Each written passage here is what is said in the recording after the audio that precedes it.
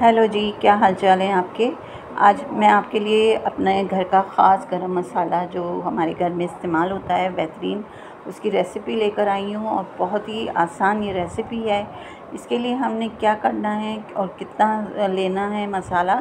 ये मेरे पास है ज़ीरा, जो हमने 3 टेबल स्पून लिया है, और ये काली मिर्चें हैं, ये भी 3 टेबल स्पून हैं, और जो लौंग है वो हमने 1.5 टेबल स्पून लिया है लौंग, और 3 ही टेबल स्पून हमने काली मिर्चें और 3 ही टेबल स्पून ज़ीरा, और 1.5 टेबल स्पून हमने दालचीनी ली है, और 10 बड़ी इलायची के दाने हैं।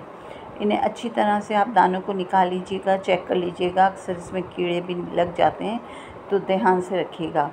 और अब हम इनको पीसना शुरू करेंगे। तो हम इसको पीसते हैं। तो पहले मैं थोड़ी सी काली मिर्चें और दालचीनी के टुकड़ों को मैंने थोड़ा मज़ीद छोटा छोटा कर लिया है, ताकि मशीन ख़राब ना हो और ये आसानी से बेहतरीन तरीके से हमारा गरम मसाला पिस जाए।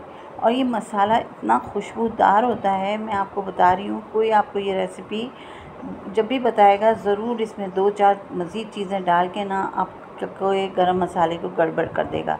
लेकिन ये गरम मसाला बेहतरीन रेसिपी वाला गरम मसाला है। बाकी का मैंने जो थोड़ा पीस चुका था, बाकी का मसाला अब मैंने डाल दिया, और इतनी प्यारी इसकी खुशबू है, मैं आपको गारंटी देती हूँ कि महीना 1.5 महीना ना खुशबू जाएगी और ना जायका।